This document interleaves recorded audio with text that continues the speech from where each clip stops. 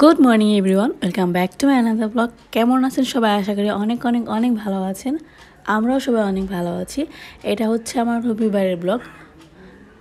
তো সকালবেলা উঠে দেখলাম যে মাছ নিয়ে আসছে বাজার থেকে। এখানে পাবদা মাছ আর একটা মুরগি নিয়ে আসছে।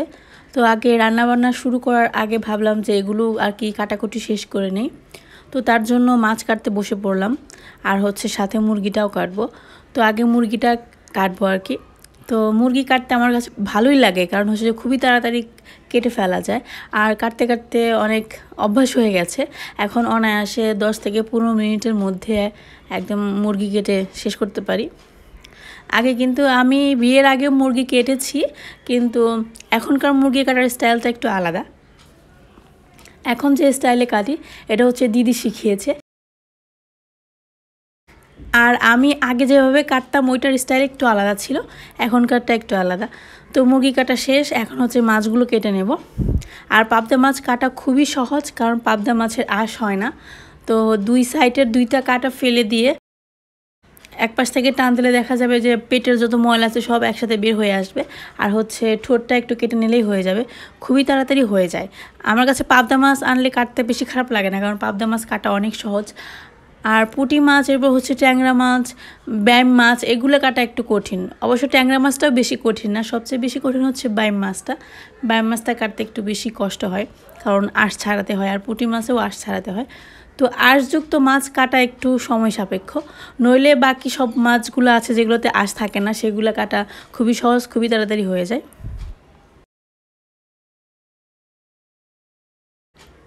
তো কাটাকাটি শেষ করে এরপর হচ্ছে সকালের খাবারের জন্য রুটি ভাজা হচ্ছে।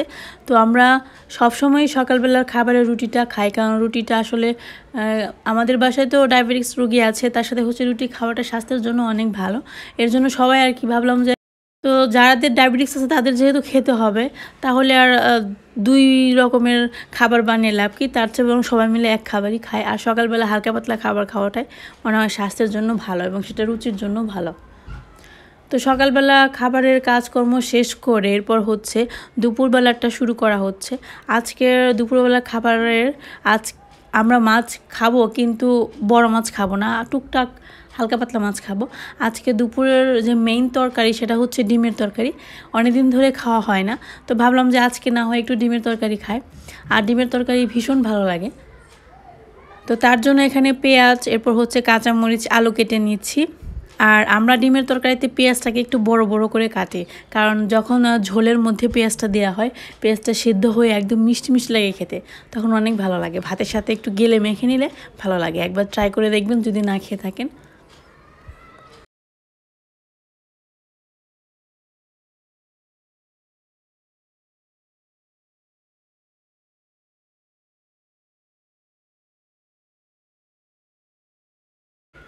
আর ডিমের তরকারির সাথে থাকবে হচ্ছে টকের তরকারি। তো টকের তরকারির জন্য সবজি কেটে নেব। যেহেতু শীতকাল, টমেটো তো এখন খুব ভালো পাওয়া যায়, তো তার জন্য টকের তরকারিতে টমেটো তো থাকবেই, আর তার সাথে হচ্ছে বেগুন আর জলপাইয়ের টক। এখন তো টক ফল হিসেবে জলপাইটাই বেশি পাওয়া যায়, তো এর জন্য জলপাইয়ের টক করা হচ্ছে। টমেটো দিয়ে বেগুন আর হচ্ছে জলপাইয়ের টক। আমাদের বাসায় মিষ্টি আলু ছিল, কিন্তু ভুলে গেছি। টকের মধ্যে মিষ্টি আলু দিলে খুবই টেস্টি হয় টকের তরকারিটা, কিন্তু অনেক সময় বাসায় থাকা সত্ত্বেও জিনিসপত্র মনে থাকে না। দেখা যায় যে রান্না করে ফেলি, পরে মনে পড়ে যায় ওইটা তো ছিল। আসলে মনে হয় এটা মেয়েদের ক্ষেত্রে হয়, কারণ সব কিছু আসলে মাথায় থাকে না, এত কাজ থাকে, কাজের চাপে সব মনে রাখা যায় না। এরপর হচ্ছে ডিমটা সেদ্ধ হয়ে গেছে, তো এখন ডিমগুলো খোসা ছাড়িয়ে নেব। আর আমরা ডিমের তরকারি সবসময় ডিম দুই ভাগ করে খাই, মানে মাঝখান দিয়ে কেটে খাই। আস্তা ডিম খুব বেশি আমাদের পছন্দ না। আস্ত ডিমের তরকারি রান্না করলে কি হয়, ডিমের ভেতরে মশলাটা একদম পুরোপুরি ঢুকে না, মনে হয় যে ডিমটা আলাদা হয়েছে আর তরকারিটা আলাদা হয়েছে, মানে তরকারির মধ্যে ডিমের ফ্লেভারটা ঠিক মতো মেশে না। তো এর জন্য আমরা সবসময় ডিমটা পিস করেই রান্না করি। মোটামুটি জোগাড় যন্ত্র কমপ্লিট, এখন হচ্ছে চুলায় বসিয়ে দেওয়ার পালা। তো আজকে আমাদের লাঞ্চ মেনুতে আরেকটা আইটেম আছে, সেটা হচ্ছে পালং শাক দিয়ে মাছের মাথার একটা মাখা মাখা চচ্চড়ি টাইপের আর কি। তো সেইটাও করা হবে। তো প্রথমে হচ্ছে ডিম আর মাছগুলো ভেজে নিতে হবে। এক পাশে মাছ ভাজা দিয়ে দেওয়া হয়েছে, আরেক পাশে ডিম ভাজা হবে। আর ডিমটা যখন অর্ধেকটা ভাজা হয়ে যাবে, তখন এর মধ্যে সেই বড় করে কাটা পেঁয়াজগুলো দিয়ে দেওয়া হবে। এরপর হচ্ছে হালকা নেড়ে চেড়ে নামে ফেলা হবে।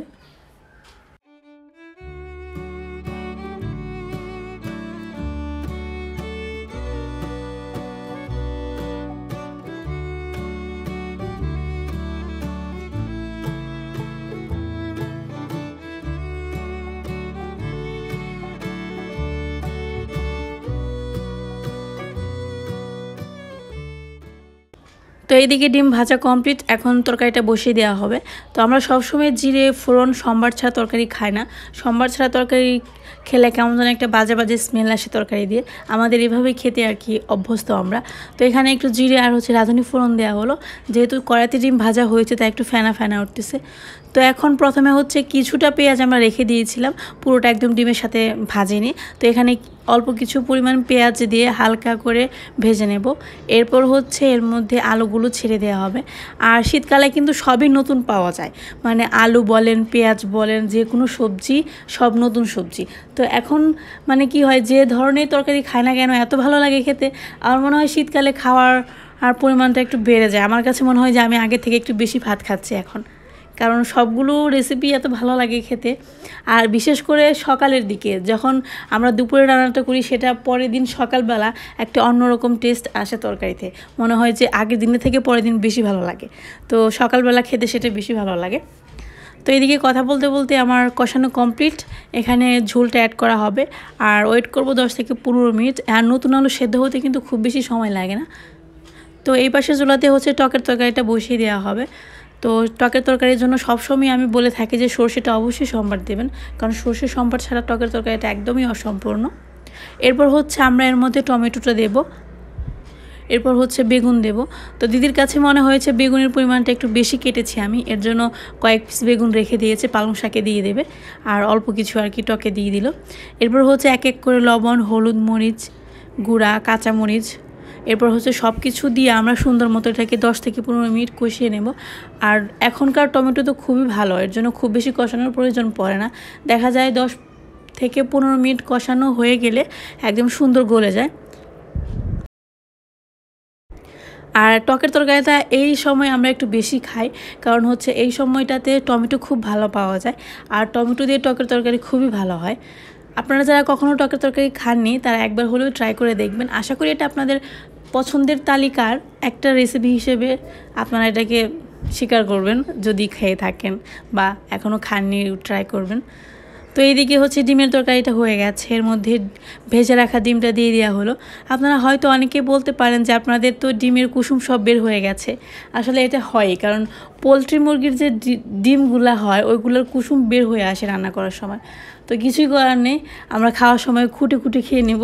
মানে এক পিস সাদা অংশ দেবো, আরেক পিস ডিমের কুসুম তরকারি থেকে খুঁজে বের করে দিয়ে দেবো, তাহলেই হয়ে যাবে।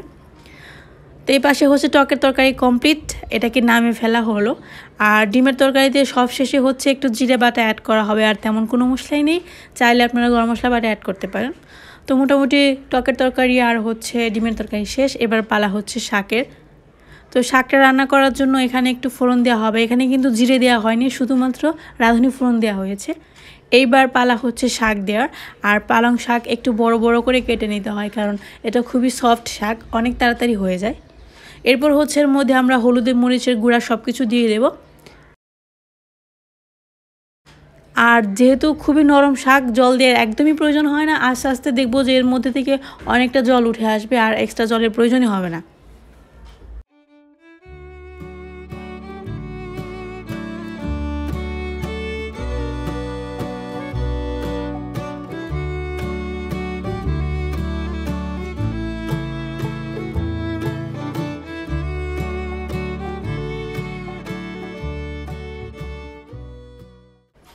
এবার একটু হাত দিয়ে চাপ দিয়ে দেখে নিলাম যে শাকটা কতটা সেদ্ধ হয়েছে। হাফ সেদ্ধ হয়ে গেলে এর মধ্যে আমরা ভেজে রাখা মাছগুলো দিয়ে দেব। আর বললামই তো এখানে কোনো জল অ্যাড করব না, কারণ দেখতেই পাচ্ছেন অনেকটা জল শাক থেকে উঠে আসছে। তো এর মধ্যে এক্সট্রা জল অ্যাড করলে দেখা যাবে যে শাকের জলের পরিমাণ অনেকটাই বেশি হয়ে যাবে। তো চাইলে সবশেষে একটু রসুন বাটা অ্যাড করতে পারেন, আর না চাইলে নাও করতে পারেন। কারণ যে পালং শাকের যে ঘ্রাণটা, ওইটা দিয়ে কিন্তু অনায়াসে খেয়ে ফেলা যায়, এক্সট্রা করে কোনো মশলার ঘ্রাণের প্রয়োজন হয় না। এটা আপনাদের উপর ডিপেন্ড করে আপনারা মশলা দিয়ে খাবেন না ছাড়া খাবেন। তবে হ্যাঁ, আজকে আমাদের পালং শাকে কোনো মশলা ইউজ করা হয়নি, এমনিতেই খাওয়া হবে আর কি।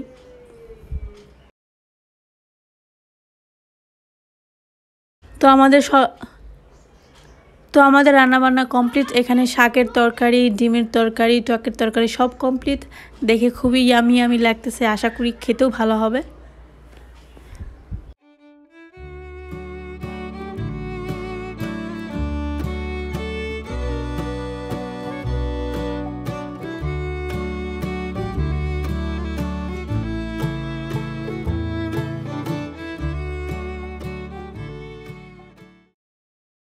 কখনো কখনো আমাদের রেসিপিগুলো ট্রাই করে খেয়ে দেখবেন কেমন লাগে। আর অবশ্যই আমাকে কমেন্ট বক্সে কমেন্ট করে জানাবেন যে আমাদের রান্নাবান্না আসলে কেমন হয় খেতে। আমাদের কাছে কিন্তু অনেক ভালো লাগে, এর জন্যই তো খেয়ে খেয়ে এত মোটা হয়ে যাচ্ছে দিন দিন।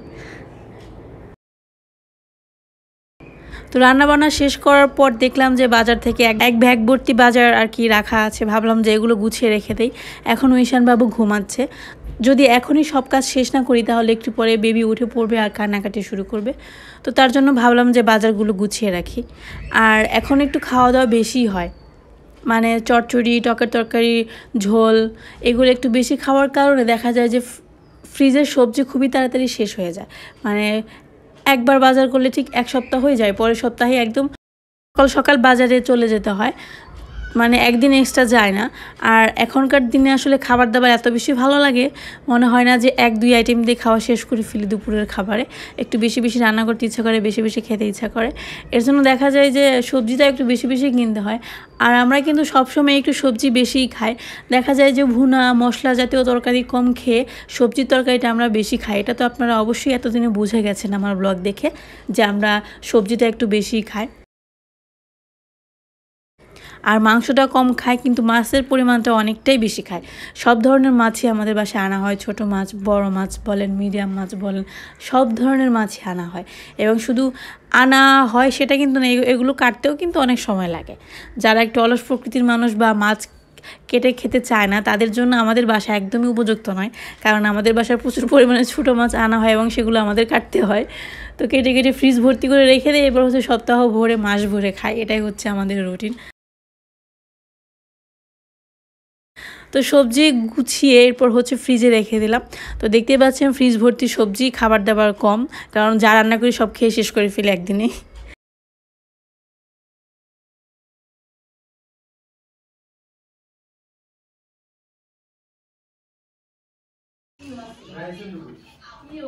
ইয়ে ঈশান উঠে পড়ছে, বলে বাবালে ঈশান উঠে পড়ছে। ইয়ে আমাকে তোর ডাক দেবো, আগে উঠে পড়ে। বাবা তুমি উঠে গেছো? ইসিরে ইসিরে ইসিরে ইসিরে, আসো আসো আসো। ডাক দিই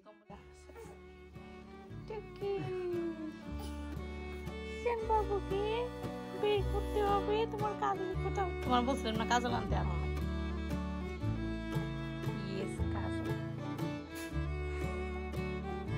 এটা ভিউজ এক্সেলেন্ট, বাবাই সাথে ফেমাস হয়ে গেল। ফেমাস বানাইতে হবে, টিকটক দিয়ে দেবে।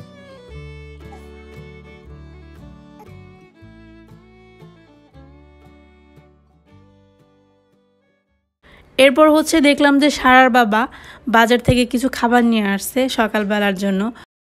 আমাদের খাওয়া দাওয়া তো শেষ, কারণ সকালবেলা তো রুটি বানিয়েছিলাম। দেখলাম যে বাইরে থেকে নিয়ে আসছে, ভাবলাম একটু টেস্ট করি। আর উনি তো ইটিং শো করে, আমরা জানি সবসময়। তো এর জন্য ওনার জন্য মাঝে মাঝে উনি বাইরে থেকে খাবার আনে। এটা হচ্ছে পরোটা, কিন্তু এটার একটা বিশেষ ব্যাপার আছে, সেটা হচ্ছে এটা কিন্তু মিষ্টি পরোটা।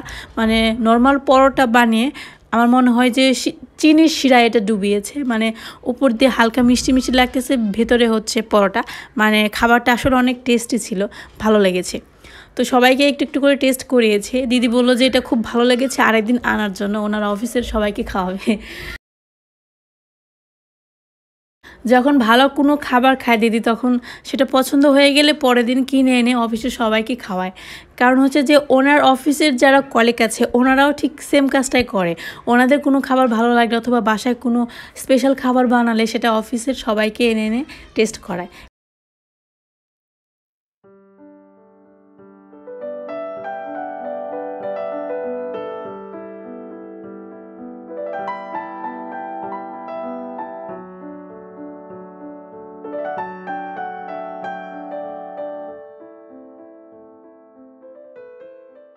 তো কথা বলতে বলতে আজকের ব্লগটা শেষ করার সময় হয়ে গেছে। কেমন লাগলো অবশ্যই সবাই কমেন্ট করে জানাবেন, আর ভালো লাগলে অবশ্যই একটা লাইক দিয়ে দেবেন।